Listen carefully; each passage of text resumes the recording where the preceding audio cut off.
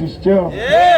오늘 또 김정은의 운명에 대해서 말씀을 해주신다고 그러는데 김정은의 운명은 뭐 뻔합니다. 제명권 못 살 거예요.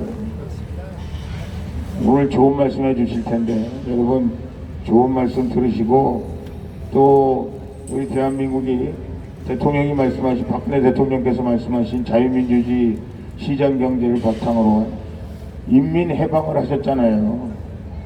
우리 박근혜 대통령께서 인민해방을 하셨는데 지금 비록 탄핵은 되셨지만 그 선언은 유효하다. 그리고 자유민주주의와 시장경제를 바탕으로 한 통일이 이루어져야 된다. 그렇게 되기 위해서는 만약에 그렇게 될 거라고 저희는 확신하고 있고요. 그렇다면 김정은의 운명은 한번 여쭤보겠습니다. 감사합니다. 일어서서 할까요? 예, 인사는 일어서서 해야 되니까. 목소리가 잘 안 들려요. 그때 목소리가 안 들려요. 예, 반갑습니다. 한 달 됐나요? 제가 여기 다녀간 지? 한 달 좀 남았죠? 예. 이제 홍 의원님께서 국정감사 얘기를 좀 하셨는데, 제가 지난 17일에 국정감사장에 갔다 왔는데, 예, 제가 너무 기막힌 일을 좀 당했어요. 그 말씀 먼저 드리고, 김정은의 운명은 간단하게 말씀드릴 수 있으니까 그 얘기부터 먼저 드리겠습니다. 저는 이번에 국정감사의 증인으로 이제 출석을 요구받아서 갔어요. 그래서 탈북자들 정착에 관한 문제를 가지고 말씀을 드렸는데, 제가 말씀드린 취지는 그렇습니다. 이제 탈북자들이 문재인 정권 들어서서 특별히 더 힘들어졌다. 문재인은 김정은한테 잘 보이기 위해서 탈북자들을 억압하고 소외시키고 이렇게 내밀고 이런 정책들을 많이 했기 때문에 탈북자들이 많이 어려워졌고, 그러한 결과로서 한성호, 김동진이라고 하는 탈북자 모자가 굶어 죽었다. 이건 결과로 나타난 거다. 이제 이런 얘기를 제가 쭉 했습니다. 그리고 제가 이제 말씀드린 게 노무현 정권인데 실제 제 지인 중에 한 명이 어느 회사에 다니고 있었는데, 용역직으로 다니고 있었는데, 그 회사에서 뭐라 그랬냐면, 야, 남북교류가 이렇게 잘 되고 있는데 탈북자가 우리 회사에 있으면 안 된다, 내보내야 된다, 이런 얘기를 해서 내보내려고 했던 적이 있었어요. 그래서 그때 엄청 싸워가지고 나오지는 않았지만, 그리고 또 한 가지가 노무현 정권 말기에 2008년 2월 7일 저녁 6시 반인, 새벽 6시 반인가?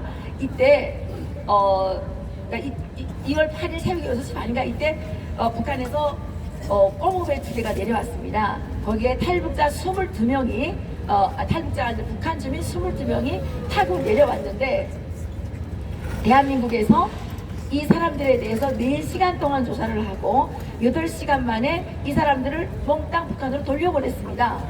그래가지고 북한에 돌아가서 채용당했다고 뉴스에 나온 적이 있어요. 그게 너무, 그러니까 이명박 대통령께서 2007년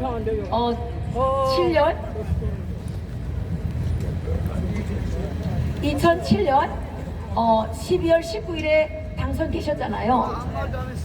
그리고 정권 임기 기간이잖아요.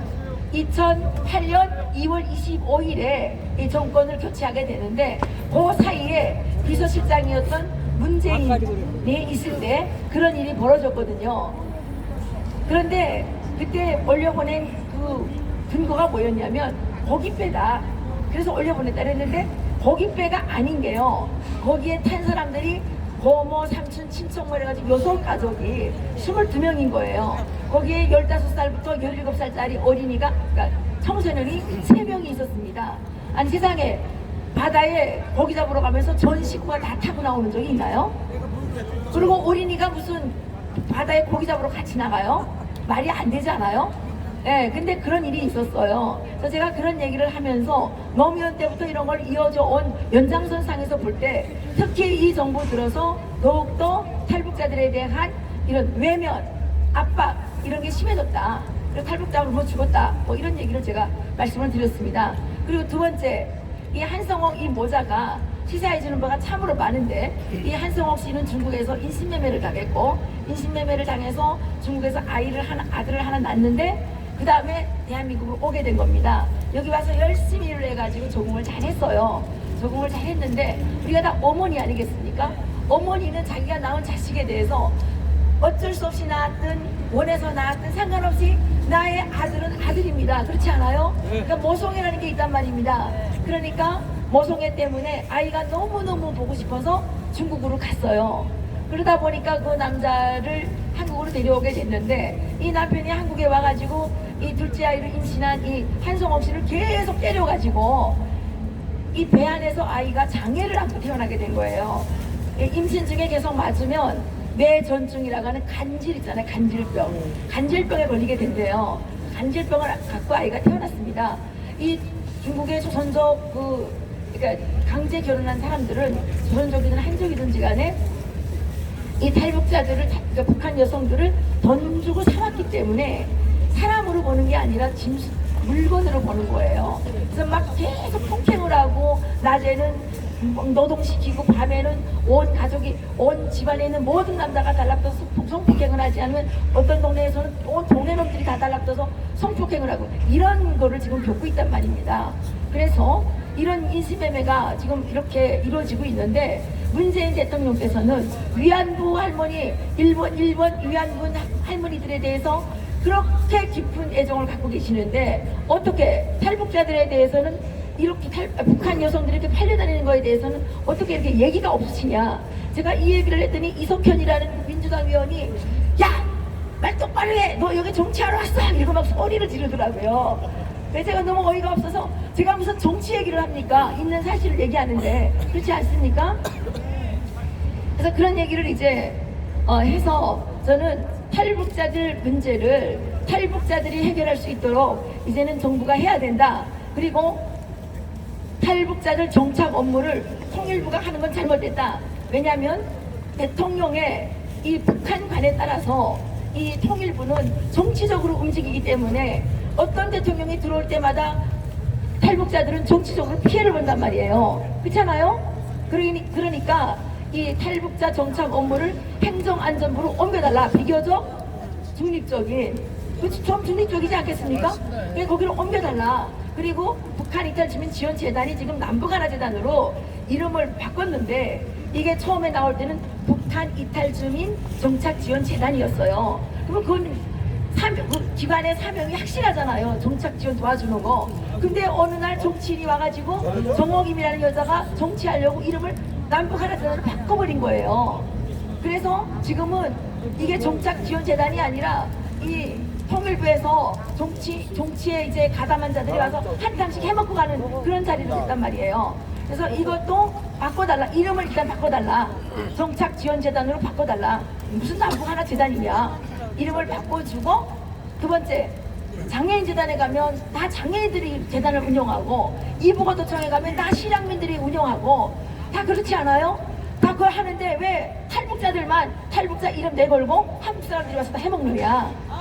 이거를 탈북자들에게 돌려달라. 예산을 더 잘라도 좋고 장관급을 안 해줘도 좋다. 제가 이런 얘기를 했습니다.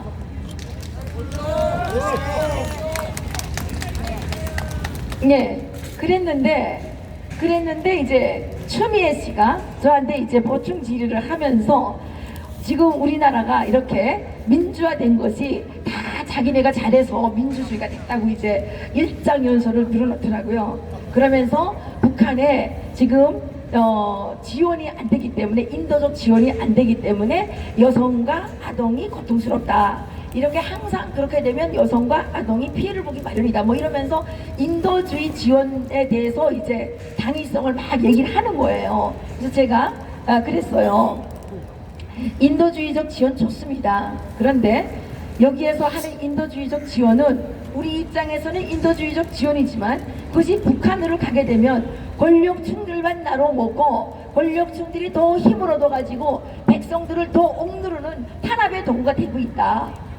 그렇기 때문에 지금 그 북한 주민들에게는 인도주의적인 지원이 전혀 인도주의적 지원이 되지 않는다.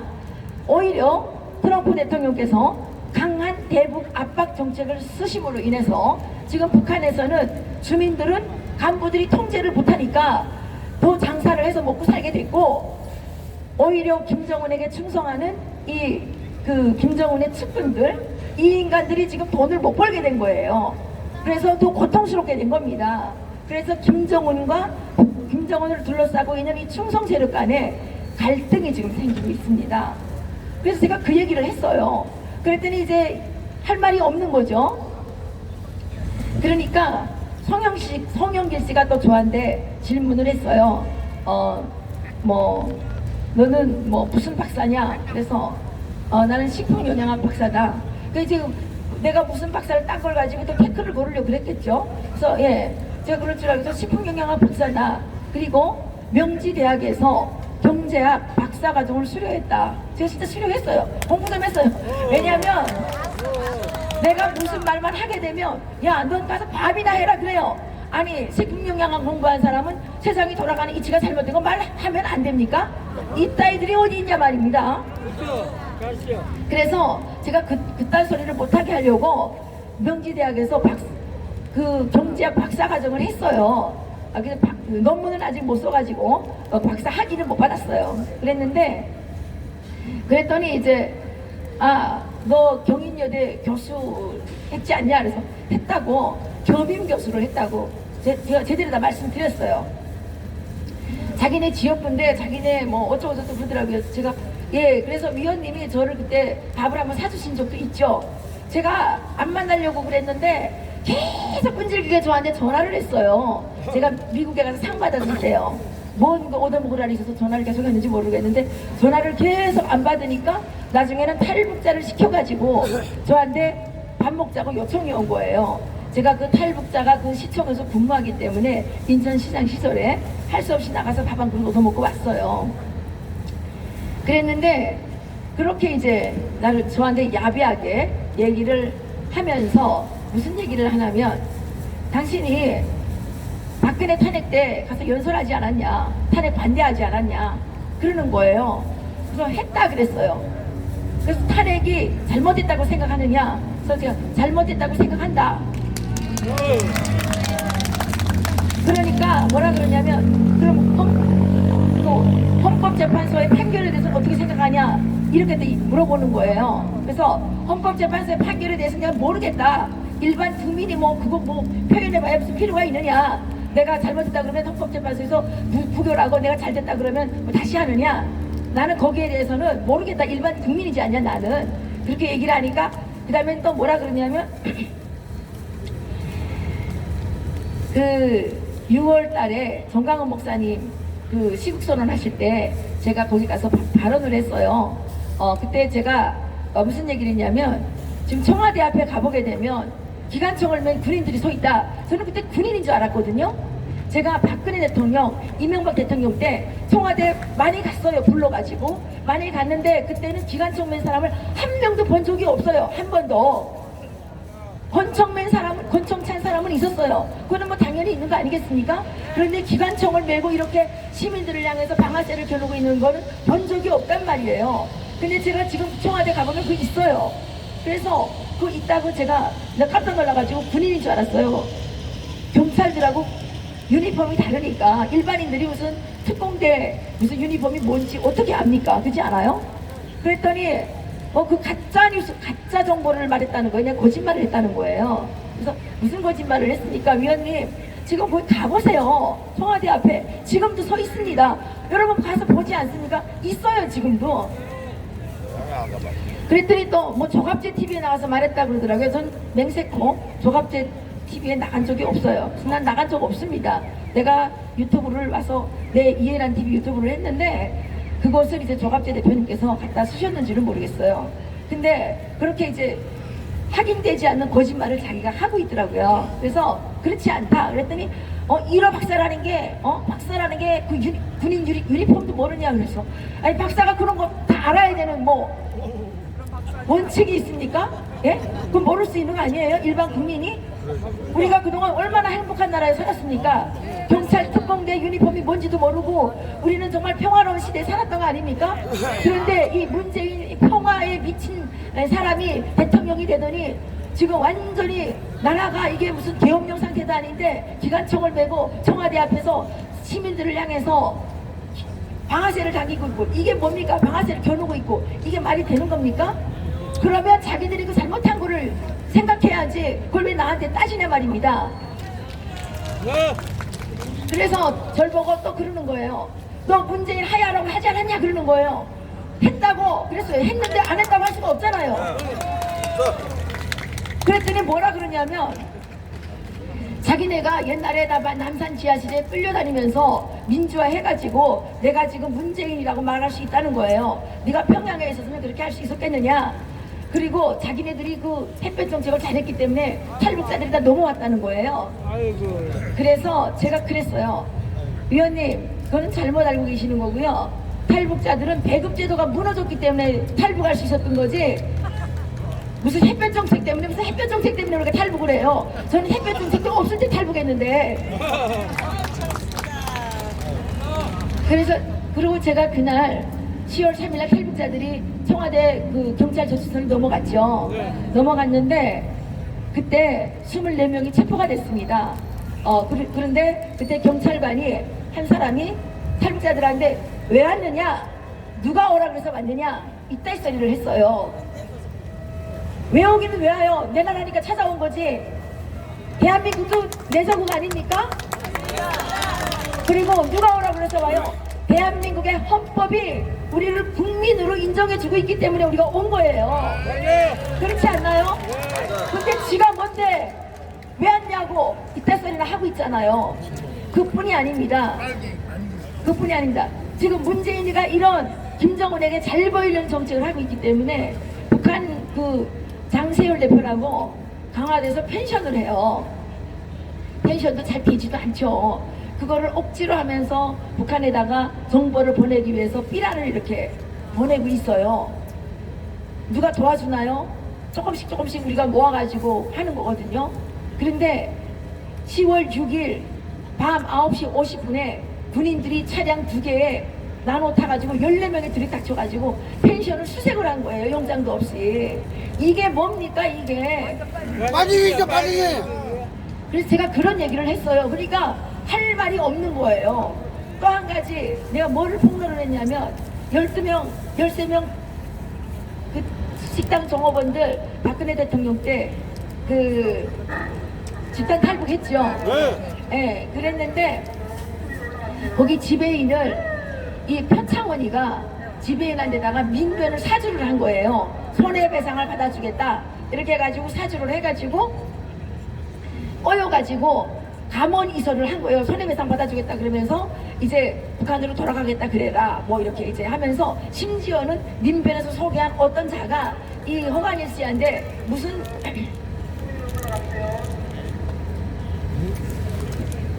죄송합니다.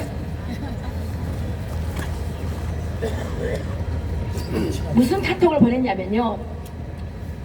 민변을 믿고 조국 통일운동에 뭐 무슨 나서서 어떻게 하게 되면 수령님이 사랑하시는 허동무가 될 것입니다. 이따위 문자 메시지를 막 보내고 그렇게 이제 하면서 엄청난 압박을 가했습니다. 그래서 그 사람은 지금 그 압박했던 막 협박했던 이런 자료들을 다 모아가지고 해외로 망명을 했습니다. 그래서 제가 그 사람한테 직접 들었는데 표창원, 김경엽 국회의원 2명이 이 탈북자들을 북한으로 돌려보내기 위해서 엄한 짓을 다 했던 거예요. 나쁜 놈 시켜, 나쁜 그래서 놈. 제가 그런 얘기들을 이제 하니까 할 말이 없으니까 이제 그런 얘기를 하는 겁니다. 그러면서 제가 그날 여성 그 탈북자 여성 한 명은 지금 그 경찰이 강제로 지상을 찍게 하려고 팔을 막 비틀어 가지고 절도를 했어요. 그래서 119에 실려갔습니다. 지금도 그 사람이 자꾸 이렇게 정신을 깜빡깜빡 놓칩니다. 왜냐하면 탈북자들은 일부 사람들은 이게 중국에서 많이 매맞고 또 여러 가지 이 성폭행 당하고 이런 것 때문에 이 정신적으로 취약합니다. 그런데 그렇게 돼가지고 지금도 깜빡깜빡 막 하면서 지금 아주 어려운 상태에 있어요. 그리고 호강일 위원장이 체포됐단 말입니다. 그때 구속돼 있었어요. 그래서 이 사람은 지금 이렇게 구속돼 있고, 이낙연 총리가 그 탈북자들 불법 폭력 시위를 했다고 엄중하게 처벌을 하고 막 나와 얘기했지 않습니까? 예. 예, 저는 이낙연 총리가 과연 그 말을 할 자격이 있는지 저는 묻고 싶었어요. 왜냐하면 불법 폭력 시위로 말하면 5.18 이상 있겠습니까? 아니, 그거는 경찰서를 습격하고 무기를 탈취하고 이런 게 불법이지. 아니, 우리가 무슨 빈몸으로 여자들이 그 경찰서에서 넘어가서 거기다 짓밟히다가 체포됐는데 그게 무슨 불법이에요? 안 그래요? 맞아. 경찰서를 습격하고 무기를 탈취한 게 진짜 불법 아닙니까? 벌써. 어디다 대고 불법 폭력을 떠버릴 수가 있냐 말입니다. 그러면 우리 다 유공자 아니에요 지금? 경찰에 체포됐으니까? 우리도 다 유공자 해달라 그래야죠. 예? 누구는 유공자 되고 누구는 불법 돼가지고 감방에 처박혀야 돼요? 말이 안 되는 거 아닙니까? 그래서 그 얘기를 했더니 성영길 씨가 뭐라 그러냐면 위원이란 말이 안 나갑니다. 허광일 씨가 북포 가자 북포 가자 그랬다고 그러는 거예요. 그래서 저는 그런 말 들은 바 없습니다. 그랬어요. 그랬더니 했다는 거예요. 글쎄 모르겠어요. 저는 들은 바 없어요. 그리고 그분은 지금 억울하게 잡혀 있습니다. 선동도 한 적도 없고 그냥 거기에 같이 넘어간 것 뿐인데 그게 무슨 그렇게 구속될 정도의 저는 범죄라고 생각하지 않습니다. 이렇게 막 얘기를 했죠. 그러니까 너는 북폭에 대해서 어떻게 생각하냐 이렇게 따지는 거예요. 그래서 제가 뭐 신문 받으러 나갔나요? 저한테 따지는 거예요. 그래서 저는 북폭을 원하진 않습니다. 하지만 저는 김정은 정권은 반드시 제거된다고 생각합니다. 김정은 상대 세습, 공산주의 봉건, 왕조 집단은 반드시 제거돼야 됩니다. 이렇게 얘기를 했어요. 그랬더니 어떻게 제거하네요? 연구해야죠. 그렇잖아요? 그거 하라고 국회의원도 있고 그런 거 아니에요? 국민 세금을 왜 처먹습니까? 그거 하라고 처먹는 거 아니에요? 그리고 또 나한테 또 그것도 또 뭐 따지더라고요. 너 18대, 19대 때 국회의원, 한나라당에서 국회의원 출마하지 않았냐 이러는 거예요. 아니라고. 그랬더니, 너 국민들 앞에 거짓말하는, 무슨 거짓말 하냐고. 그때 신문에 여러 나게 났지만 나는 그 전화도 받은 적도 없고, 그때 나는 그쪽에 대시한 적이 없다.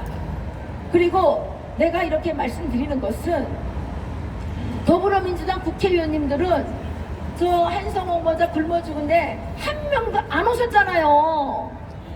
그리고 장관님께서는 격식을 차려야 된다 그러면서 안 오셨잖아요.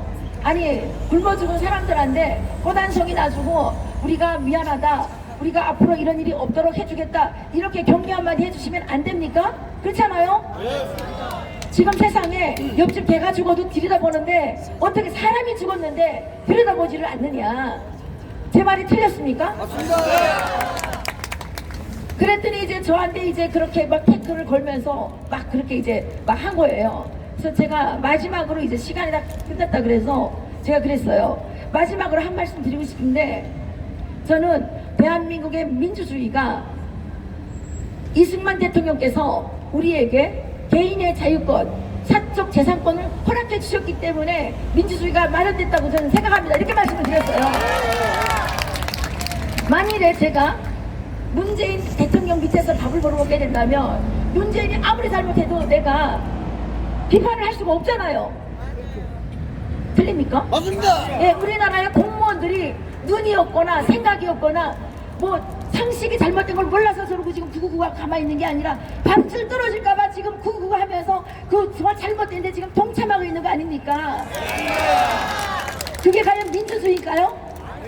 한만호 국장이라는 분이 문체부에서 국장을 하다가 뭐 비판하는 거 썼다고 쫓겨났잖아요. 예? 민주화 투사들이 머리에 띠들르고 했다고 우리나라가 민주화된 겁니까? 천만의 말씀 만만의 말씀입니다. 이제부터 대한민국의 자유우파는 대한민국의 선진화, 산업화, 민주화를 몽땅 다 우리가 했다고 강력하게 주장할 필요가 있다는 겁니다. 이승만 대통령께서 우리에게 누구 앞에서도 쫄리지 않도록 개인의 자유권, 사적 재산권을 보장해 주시고 이것을 확고하게 할 수 있도록 경제 부흥을 일으켜주신 박정희 대통령께서 이 나라의 민주화의 순고자들 아니겠습니까, 여러분?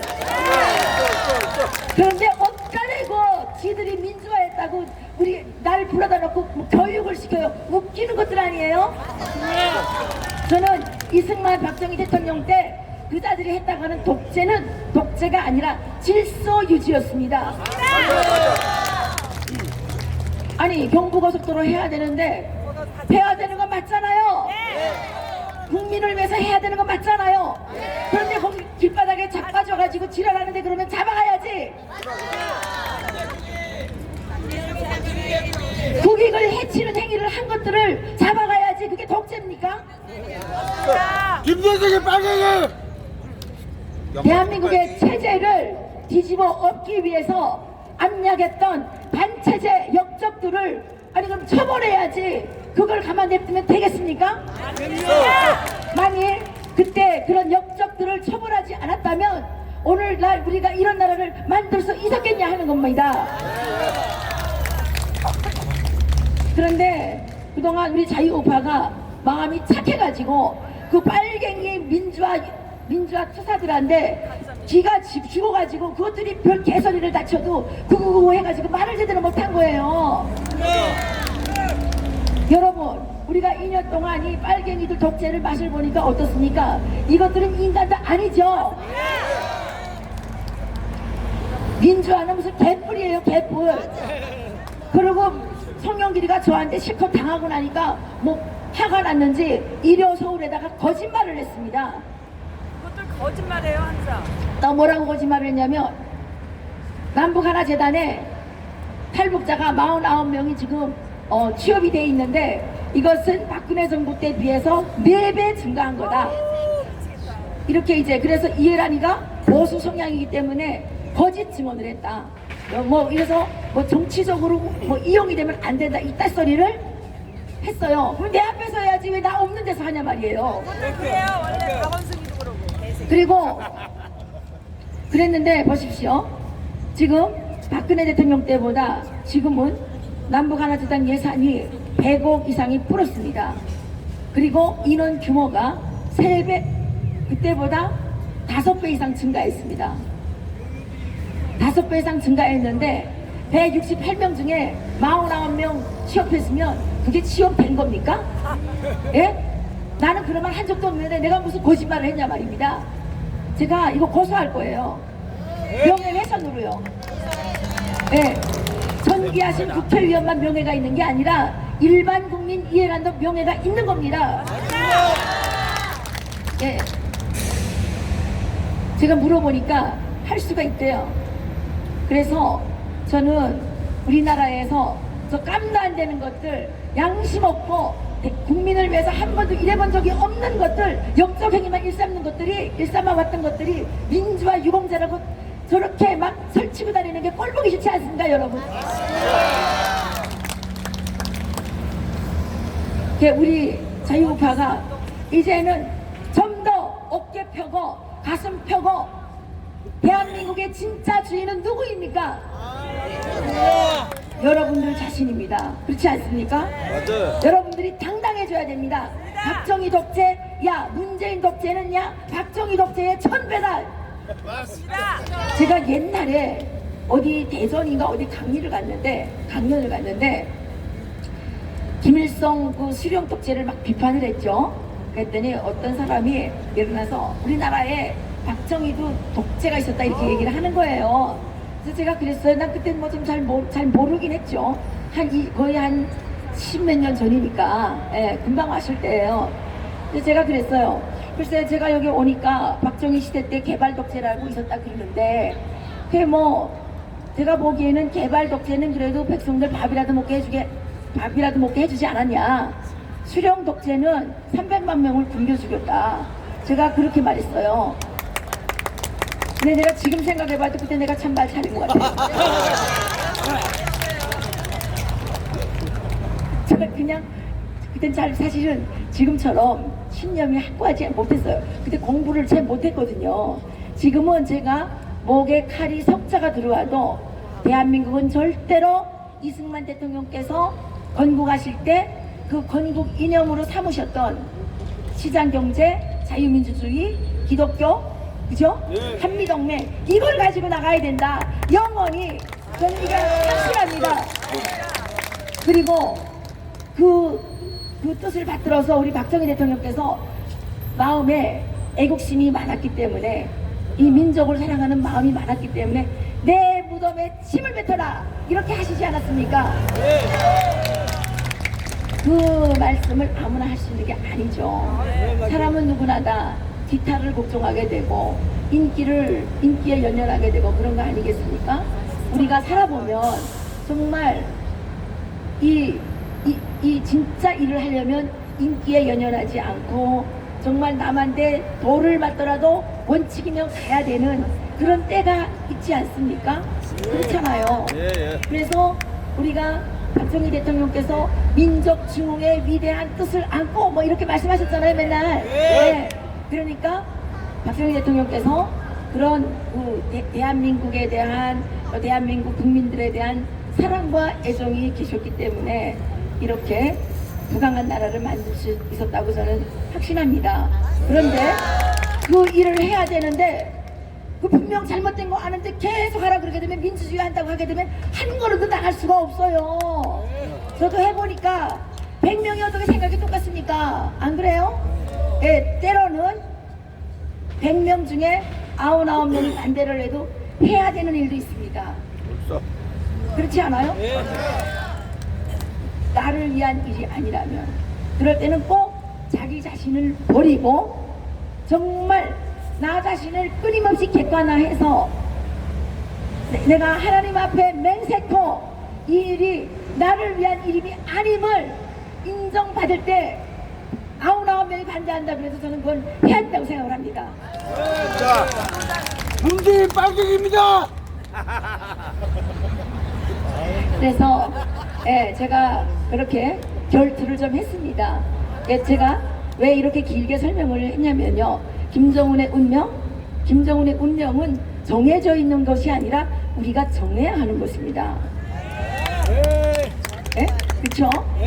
김정은의 운명은 우리가 트럼프 대통령에게 맨날 빌어야 되는 게 아니라 대한민국 국민들의 손으로 해제껴야 되는 겁니다. 우리가 그동안 저 북한의 3대 세습 공산주의 봉건망조를 제거해버릴 수 있는 기회와 힘이 있었음에도 불구하고 우리들의 안락한 생활에 빠져서 직무를 유기한 겁니다. 직무를 유기한 결과가 오늘날 대한민국의 위기를 자초했고 이제 이 위기가 뭡니까? 대한민국의 이 운명이 뭐 김정은의 운명이 끝나는 게 아니라 대한민국의 운명이 끝날지도 모르는 백척간제에 우리를 세웠단 말입니다. 그래서 저희가 이 문재인 정권을 작살내야 되는 것도 있지만 김정은 정권을 어떻게 하나 작살내야 되는 겁니다. 네. 그런데 기회가 오고 있습니다. 어떻게 오고 있느냐? 북한의 대북 제재가 더 강하게 되고 저는 김정은 정권을 작살내는 데 있어서 우리가 취해야 될 전략은 맥시멈 프레셔, 그러니까 최대 압박, 두 번째 최대 협박. 압박을 하면서 협박을 해야지, 그렇지 않아요? 협박은 뭐냐? 야, 김정은 암살해버리자, 김정은 제거해버리자, 야, 김정은 암살하면 1억 달러 우리가 줄게, 이렇게 홍보를 해야 되는 거예요. 맞습니다.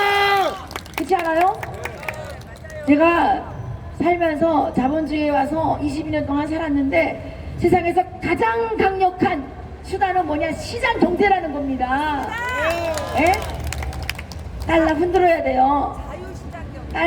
그렇죠. 자유시장요. 달러 흔들어야 돼요. 그러면 북한 내에서 김정은을 저격하고 싶은 선수들이 나올 거 아니냐는 거죠. 이게 실질적으로 효과가 있는 거예요. 왜 효과가 있냐면요. 제가 사례를 들어 말씀드릴게요.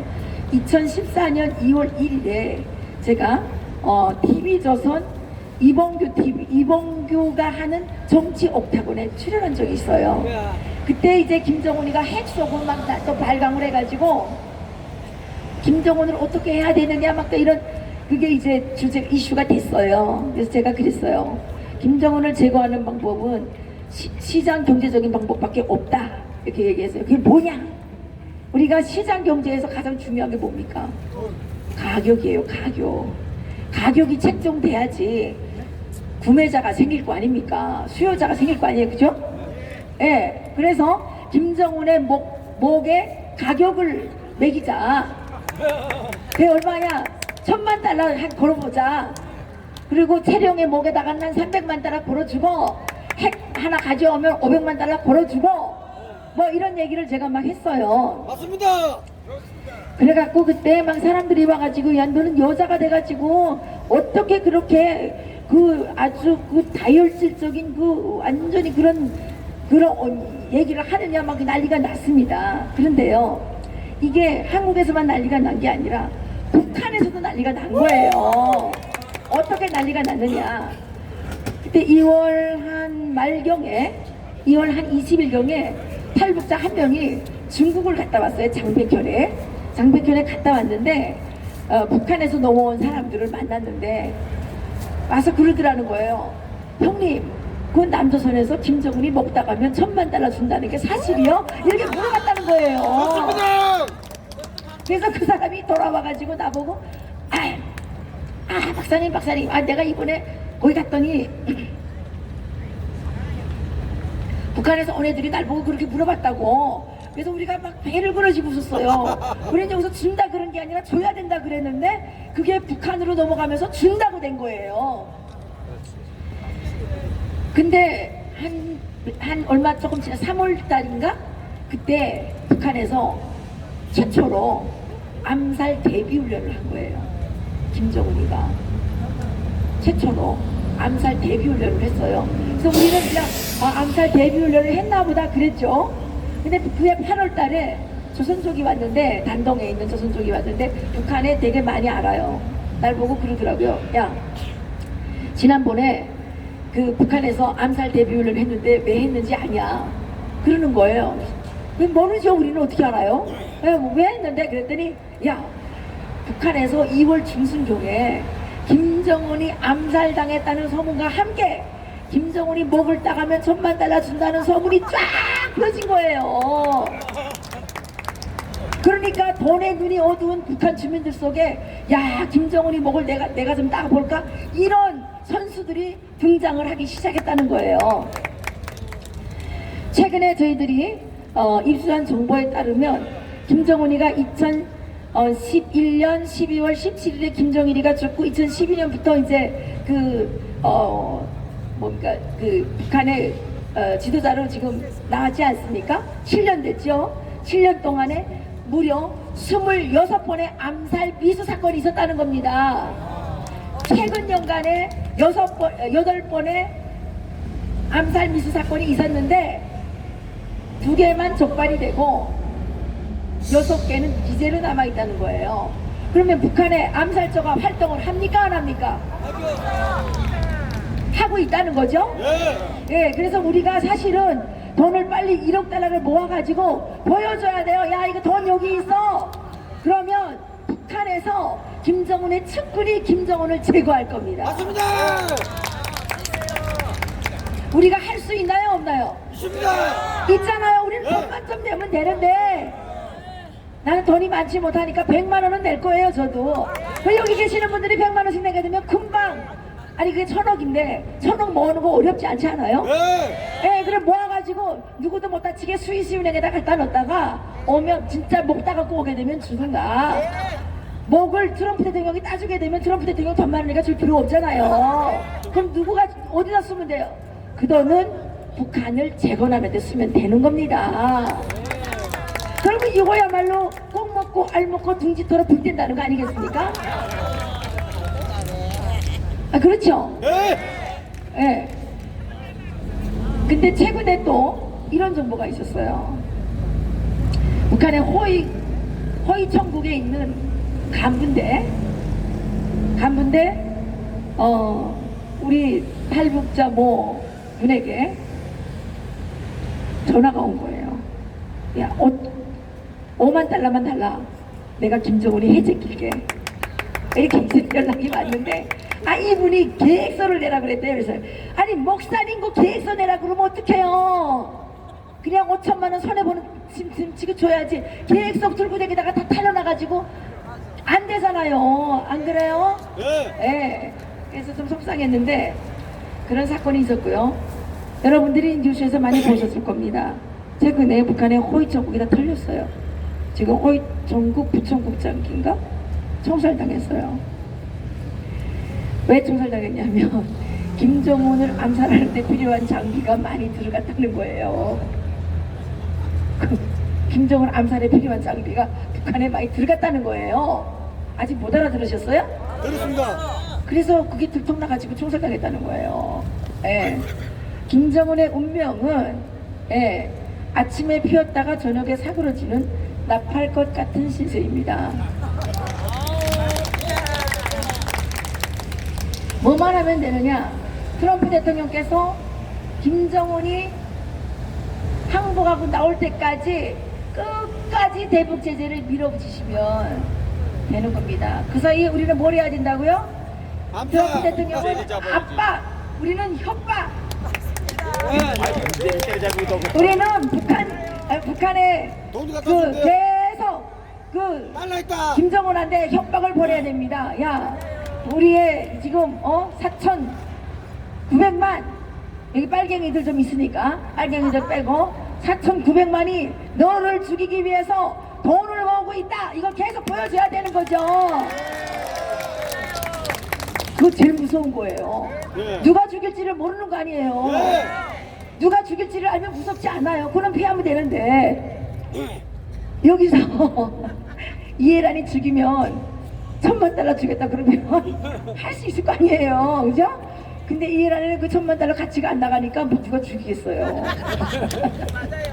예. 그래서 저는 우리가 참 먼 길을 왔습니다. 우리가 2016년 10월 29일에 백남기 그 장례식을 시작으로 탄핵 사태가 시작이 됐죠. 저는 11월 그 백남기 장례식 할 때부터 나왔어요. 나왔는데 그때는 우리 인원이 너무 조금 나와가지고 빨갱이들 속에 이렇게 쌓여가지고 깔려 죽는 줄 알았어요. 그리고 우리 보고 와가지고 야, 돈 받고 나왔지? 돈 받고 나왔지? 이러는 거예요. 그래서 내가 너무 화가 나가지고 그래, 돈 받고 나왔다. 1,000만 원 받고 나왔다 이 자식아. 그랬어요. 그랬던 우파였습니다. 그때 30명이 안 나왔어요. 우리는 그만큼 안락한 잠에 빠져 있었습니다. 그런데 지금은 어떻게 돼 있습니까? 우리 우파가, 우리 자유민주주의 투사들이 이제는 깨어나서 단결하기 시작했고 투쟁력을 가지기 시작한 거 아닙니까, 여러분? 나는 빨갱이들한테 고맙게 생각해요. 우리를 똑똑하게 만들어주고 있잖아요. 우리 이제는 얼마나 공부도 많이 하고 이제는 아는 것도 엄청 많잖아요. 우리 빨갱이들이 아니었다면 유튜브를 할 생각을 꿈에나 생시에나 해나 봤겠습니까? 이 얼마나 많은, 이 어르신들도 이제 유튜브 얼마나 잘 찍는지 몰라요. 그죠? 그리고 제가 서울역에 나가서 자유민주주의 시장경제 체제 지켜야 된다 뭐 이러니까 어떤 분이 오셔가지고, 그분은 우파 맞아요? 그럼에도 불구하고 오셔가지고 야, 시장경제는 빼고 말해 이랬단 말이에요. 그때만 해도 그랬어요. 근데 요즘은 어떻게 돼 있습니까? 이제는 빨갱이를 반대하는 모든 사람들은 자유민주주의 시장경제는 하나의 덩어리다, 이거 알고 있잖아요. 이제는 그렇잖아요? 시장 경제가 없으면 민주주의가 될 수가 없잖아요. 안 그렇습니까? 시장 경제가 있어가지고 우리가 각자 밥을 벌어 먹어야지 민주주의가 되는 거지. 배급제 받게 되면 민주주의를 할 수가 있어요? 없잖아요. 민주주의의 기초는 자유시장 경제란 말입니다, 여러분. 그러니까 우리가 빨갱이들한테다가 야, 너네가 무슨 민주화이고 만들겠다는 거 아니에요. 토지 공개념 웃기고 꼴값 들고 있어요. 토지 공개념이 뭐예요? 사유권, 사적 재산권을 없애겠다는 거 아닙니까? 여러분, 우리가 재산을 평가할 때 뭘로 평가해요? 땅으로 평가해야지, 안 그래요? 뭘로 평가해요? 뭐 이거로 평가, 이거 지갑으로 평가해요? 이거 다 사가서 없어지는데 영원 불멸한 땅으로 평가한단 말입니다.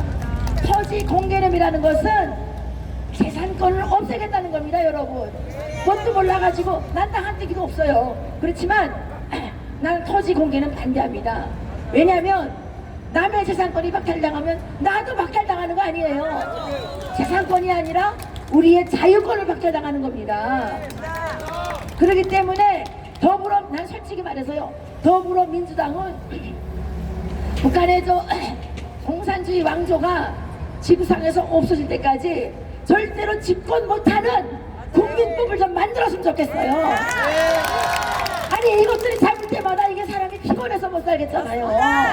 이게 국민들이 피로해가지고 열심히 이래가지고 세금만 내는 것도 짜증나 죽겠는데 이 별의별 걸 다 싸워야 되고, 아니 우리가 열심히 일해가지고 세금만 내면 우리 국민적 도리를 다 하는 거 아닙니까? 근데 맨날 세금도 내야지, 나와서 이거 뭐 데모도 해야지, 이거라고 그냥 피곤해서 살겠냐 말입니다. 문재인 때문에 땅도 사기 생겼어. 그래서 땅도 저는 강력하게 주장합니다. 더불어민주당 좌파들은 북한의 공산 집단이 멸망할 때까지 절대로 집권 여당이 되면 안 된다는 국민법을 발의하자. 더불어민주당도 나를 죽이고 싶겠지만 아니 그래 내가 틀리는 말을 해요? 아니 걔네들이 똑바로 하면 우리가 뭘 말하겠어요. 예? 아니 골고루 나눠 가지고 누가 좋은 거 몰라요?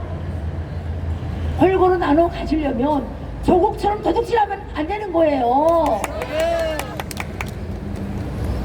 저는 대한민국에 와서 22년 동안 살면서 시장 경제만큼, 자유시장 경제만큼 도덕적이고 윤리적이고 정직한 게 없다라고 확신을 갖고 있습니다.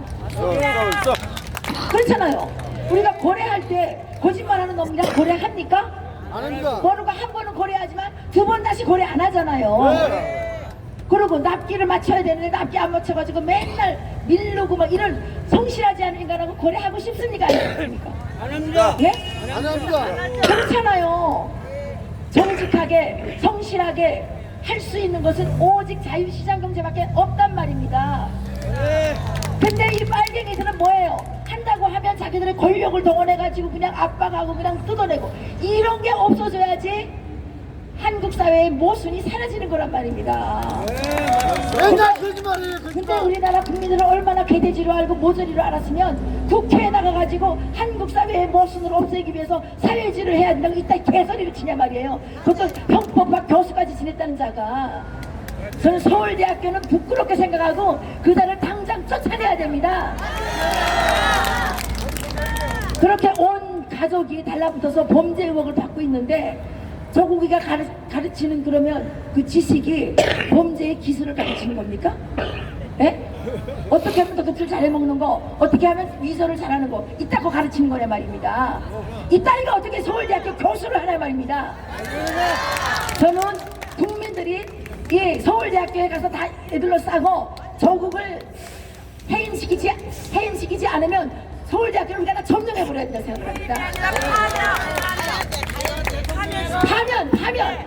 예, 조국을 파면시킬 때까지 서울대학교가 돌아가지 못하게 해야 되는 거예요. 아니 우리나라에서 최고로 좋은 대학이 서울대학교인데 서울대학교에서 범죄의 기술이나 가르치고 위조의 기술이나 가르치고 도둑질하는 거나 가르치면 되겠어요? 안 되겠어요? 그런 인간들이 대한민국의 정의의 하신인 양 떠들고 있는 게 이게 아이러니한 거 아닙니까 여러분? 그렇지만 저는 요즘에 깨닫는 바가, 저 청와대 앞에 가서 6밤 잤어요.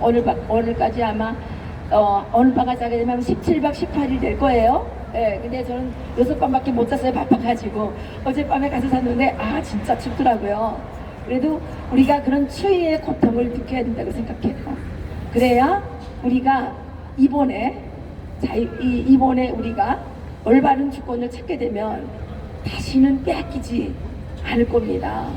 네, 저는 하나님께서 우리를 깨우치고 연단하시려고 이번에 이런 기회를 주셨다고 생각합니다. 만약 경우에 우리가 옛날 그 상태에서 통일이 되면 북한 사람들은 자유민주주의 뭔지 하나도 모르는데 여기 사람들도 하나도 모르면 이게 뭐가 되겠나요? 예? 저는 하나님께 감사드리고요. 빨갱이들이 저렇게 지랄하는 데 대해서 저는 감사하게 생각을 해요. 예, 우리를 똑똑하게 만들어주고 우리를 강인하게 만들어주고 우리가 이제는 정말 투사가 돼서 잘 싸울 수 있게 만들어주고 얼마나 감사해요. 그래서 이번에 우리가 잘 깨어나면 진짜 북한 주민들을 공산주의 봉건 노예 왕조에서 해방할 수 있습니다. 이것이 이승만 대통령의 유언을 실천하는 겁니다. 우리가 이승만 대통령께서 남기신 유언을 잊어버렸죠? 그분께서 유언을 뭐라고 남기셨나요? 빼앗긴 나라를 다시 찾는 일이 얼마나 어려운 일인지 아느냐. 그러므로 굳게 서서 다시는 정에 멍에를 매지 말라 이렇게 하셨는데 우리가 굳게 섰나요? 안 섰죠. 우리가 너무 행복에 젖고 풍요에 젖어서 게을러지고 뭐 그냥 그 다음에 뭡니까 그냥 뭐라 그래야 돼요. 하여튼간 이 늘어 터져가지고 예 그냥 자기 그 이익적인 자기 이 개인의 이익만 챙기는데 너무 집중해 있다 보니까 나라가 망가지는 걸 몰랐잖아요. 우리 이제부터 이거 반성해야 된다고 생각합니다. 예, 이 나라는 누구의 나라입니까? 문재인의 나라입니까? 아닙니다. 우리 나라입니다. 대한민국은 자유, 우파, 국민들의 나라입니다. 그럼 집주인이 자기 집을 제대로 관리 안 하면 어떻게 돼요? 바퀴벌레가 생겨나고 기생충이 달려들고 쥐새끼들이 달려들어서 집을 막 무너뜨리는 거 아닙니까? 예, 우리가 그동안 그렇게 했단 말이에요. 저 빨갱이 역적들이 쥐새끼 같은 것들이 바퀴벌레 같은 것들이 달라붙어서 국가를 이렇게 좀먹고 무너뜨리는데 우리가 그것도 모르고 그냥 있었단 말이에요. 우리 이거 반성해야 되는 겁니다. 빨갱이들만 잘못했다고 욕하는 게 아니라 우리 스스로를 반성해야 됩니다. 우리는 정말 이 자유민주주의를 지키기 위해서는 우리 자유우파 국민들 모두가 청렴하게 살아야 되고 그래서 우리가 빨갱이들 앞에서 당당해져야 되는 거죠. 우리가 다 그렇게 해야 되겠죠? 예, 저부터도 그렇게 하려고 요즘에 날마다 하나님 앞에 기도하고 있습니다. 고맙습니다. 감사합니다. 예, 김정은의 운명은 어떻게 된다고요? 우리 학위에 달렸다. 네, 제가 드리고 싶은 말씀은 이거였습니다. 저는 점쟁이가 아니기 때문에 김정은의 운명이 뭐 언제 끝날지 모르죠. 오늘 밤에도 자다가 걔가 심장마비 걸려서 죽을지 어떻게 알아요? 예? 예. 그런데 그 자의 운명이 빨리 끝나려면 우리가 하나님 앞에 빨리 돌아가서 회개하고 예, 우리가 정신 똑바로 차리고 예, 대한민국을 확실하게 지켜내고 이렇게 하게 되면 가능하다. 예. 그리고 마지막으로 한 가지 말씀드리고 싶은데 이게 요즘에 궁금한 내용일 거예요. 이번에 축구단이 갔잖아요. 예? 축구단이 갔는데 우리가 어저께 이거를 이제 정보를 받았어요. 무중계했죠. 무중계. 왜 그렇게 됐느냐? 이것들이 김일성 경기장에 이제 한국 축구단이 와야 되니까 잘 보이게 하려고 뭐 잔디도 다 새로 깔고 뭐 하여튼간 돈을 들여가지고 공사를 좀 하긴 했나 봐요. 그리고 티켓도 다 팔았대요. 원래는 북한 주민들한테 티켓도 다 팔았고 심지어 선수들까지 다 동원해가지고 그 공사를 한 거예요. 그런데 왜 그럼 못 오게 했느냐? 한국에서 그 붉은 악마인지 뭔지를 못 오게 하니까 여기 이거 평론가들이 나가가지고 뭐 어쩌고 저쩌고 뭐 막 계속 막 했잖아요. 북한 것들이 그 TV를 다 본단 말입니다. 그러니까 괜히 그것들한테 껌떡지 잡히지 말게 하기 위해서 김여정이가 싹 6일 전에 오지 못하게 해라 이렇게 이제 지시를 내렸다는 거예요. 독재 국가가 아니고는 이렇게 할 수가 없는 거죠. 그죠? 김여정이 그 조그만 계집애 한마디에 국가의 중요한 행사가 아니라 국제적인 행사잖아요. 이게 이렇게 좌지우지되고 있는 거 아닙니까? 그래서 야, 그거 질까봐 그런 거 아니냐 그랬더니 아니 스포츠가 질 수도 있고 이길 수도 있고 하는 거는 이제는 북한 주민들도 상식으로 알고 있다. 그런데 여기 이제 또 왔다 가게 되면 어쩌고 저쩌고 이렇게 하니까 김여정이가 하여튼간 그렇게 결정을 했다고 그러네요. 그래서 북한 주민들이 그 관람표 샀던 것도 다 무효시키고 못들어오게 그래서 관중이 한 명도 없는 그런 경기를 한 거예요. 그리고 그거는 축구 경기라기보다도 남과 북의 사상전 대결이었다고 저는 생각을 합니다. 그래서 우리 선수들이 엄청나게 맞았다면서요. 그런데 대통령이라는 자가 어떻게 거기에 대해서 한마디도 말을 못해요? 박근혜 대통령 때 무슨 있었던 이런 별의별 거 가지고 다 트집을 잡으면서 그렇지 않아요? 그리고 통일부 장관이라는 자가 뭐 공정하게 했다고 그나마 공정하게 했다고 이따위 말이 입에 나가요?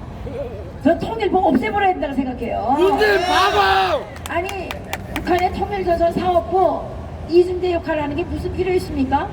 전 통일부가 아니라 북한 도움이에요. 도움이 김정은 도움이. 그러니까 그런 일들이 일어나고 있는데 이런 따끈따끈한 북한 소식들은 디보티 코리아 포스트 인터넷 신문이 있어요. 거기에 들어가서 보시면 많이 나와 있고요. 그리고 이해란 TV 다들 잘 아시죠? 예. 구독 안 누르신 분들은 어느 쪽에 가서 꼭 눌러주세요. 그리고 우리가 지금 탄압을 당해가지고 4만 명 이상이 빠져나갔는데 원래 구독을 눌렀는데도 구독이 해제가 되실 수도 있어요. 그러니까 점검하셔서 이해란 TV 구독 눌러주시기를 부탁드리겠습니다. 네. 그리고 한 가지 더 광고를 한다면 북민전 TV라고 최정훈 북민전 사령관이 있어요. 하는 TV가 있는데 계속 나보고 누나 야 우리 이거 좀 10,000명 올라갈 때까지 좀 도와달라고 계속 하는데 국민전 TV도 구독 좀 눌러주세요. 내가 그래서 야 너 방송을 열심히 해야지 구독 올라가지고 방송도 안 하면서 계속 내가 누르라고 내가 사기꾼 되잖아. 그랬더니 열심히 한대요. 지금 분향소에 나와서 되게 고생하고 있거든요. 그리고 여러분들이 혹시 어디에 수련회를 간다든가 나들이를 좀 갈 일이 있으면 군강마을 펜션 거기 좀 꼭 좀 가서 활용해 주세요. 그분 되게 고생 많이 하고 있고 이번에 군인들이 쳐들어와가지고 그 난리를 치는 바람에 동네 사람들이 다 깜짝 놀랐고 거기 손님으로 왔던 사람들이 놀라서 다시 그 펜션에 가겠어요? 이거 영업 피해 아니에요? 영업 방해 아니에요? 맞습니다. 네. 그러니까 이런 것들 여러분들이 좀 도와주시면 저희들이 큰 힘을 내서 더 열심히 일을 하겠습니다. 그리고 능라밥상 통능력과 열심히 좀 애용해 주시면 고맙겠습니다. 그리고 이거 하나 제가 제안 드리고 싶은데 이제 우파는요 빨갱이들 물건 사주면 절대 안 돼요. 이제 우파는 우파끼리 똘똘 뭉쳐가지고 물건도 우파들끼리 사줘야 돼요. 그래서 우리 공화당에서 그 우파들 이렇게 하는 사업체 있잖아요. 명단을 만들어가지고 우리끼리 다 돌려가면서 보면서 우리는 우파 물건만 사줘야 돼요. 우리가 빨갱이들한테 돈 주는 것도 빨갱이를 덮는 거란 말입니다. 그렇죠? 예, 제가 오늘 순서 없이 막 떠들었는데 그래도 여러분들께서 많이 호응해 주셔서 너무 감사드리고요. 우리가 한 사람이 남을 때까지 끝까지 싸워서 위대한 조국, 개 같은 조국이 아니고 위대한 자유대한민국 우리가 반드시 지켜내서 우리 아이들에게 자랑스러운 나라를 물려줄 수 있으면 좋겠습니다. 고맙습니다. 이해란 박사님께서 아주 리얼한 이론적인 게 아니고 현장에 말씀해 주셨는데 시간이 많이 가서 제가 한 가지만 좀 여쭤보고 끝내야 될 것 같은데 여러분들도 아까도 내가 연설하면서 잠깐 이야기했는데 하늘이 내린 사람이라는 그 영화를 보면은 하나님한테 기도하시는 또 크리스찬이신 것 같은데 북한의 지하 기독교 인구가 14만 명이라고 해요. 모르게 신앙생활하는 사람들. 사실 북한의 헌법에 보면 종교 활동에 자유가 있다고 했는데 그건 뭐 거짓 정권이니까 의미도 없는 건데 실질적으로 그 영화를 보면은 뭐 성경책만 들고 있어도 현장에 가서 들게 의도맞고 끌려다니고 그런다는데 지금 종교 활동의 자유가 그렇게 편하게 만나요. 지금 전혀 뭐 못하고 있는 거죠. 아예 안 되고 있는 그것만 한번 봐서. 북한에서 성경책을 소지하게 되면 14년 징역입니다. 그런데 14년 징역만 살리는 게 아니라 거기는 법이 없는 나라잖아요. 그러니까 처형도 당하고 뭐 그때 달라요예요. 지금 문재인이 하는 게 똑같잖아요. 그때 다르잖아요. 무슨 누구 할 때는 봐주라고 그러고 누구 할 때는 강력하게 수사하라고 그러고 막 이러잖아요. 이게 무슨 문재인이가 무슨 왕입니까? 웃기잖아요. 김정은이가 하는 게 똑같이 하는 거예요. 지금. 문제 봐봐요, 봐봐. 북한은 기독교라는 말을 꺼내지도 못해요. 기독교 있다가 그 평양에 뭐 교회 있는 거 다 가짜예요. 대한민국의 목사님들이 돈을 잘 갖다 주니까 돈 벌으려고 외화벌이용으로 만든 거지. 특히 요즘에도 지시가 내려왔어요. 뭐 기독교든 불교든 상관없으니까 종교를 이용해서 빨리 돈을 많이 걷어 들여오라고 김정은이가 지시를 내렸다고 합니다. 저 시간이 됐는데 우리 저 임덕기 고모님 잠깐 인사 말씀만 좀 시간이 많이. 시간 아무 많지 않아요. 그냥 하세요. 날씨도 쌀쌀한데 수고가 많습니다. 오늘 여기 나오신 분들이 정말 애국자들 중에도 아주 진짜 애국자들만 여기 나오신 것 같습니다. 우리 이해란 박사 여기 나와서 수고 많이 하셨고 이해란 박사는 북한의 한이 맺힌 분이라서 김정은이를 끌어내서 목을 자르면 1,000만 불을 준다 그랬죠? 1,000만 불? 1억 불?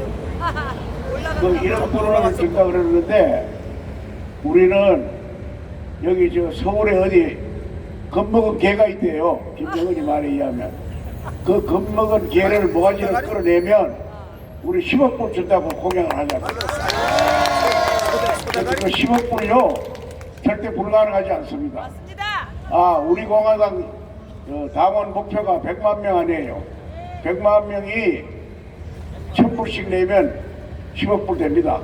그러니까 우리 여러분들 다니면서 그 겁먹은 개 끌어내면 죽이지 않더라도 좋다. 끌어만 내면 우리 10억 불 준다. 이렇게 얘기하세요. 오늘 수고 많았습니다. 자, 감사합니다. 내일 10시에 세종공원에서 최고위원회가 있고 오후 5시 반 광화문 사거리 기자회견 6시 반에 팟캐스트 이렇게 이어집니다. 오늘 고생해주신 이해란 박사님한테 큰 박수 고맙습니다. 자, 노래하고 마치도록 하겠습니다. 두 곡만 하세요, 노래. 네.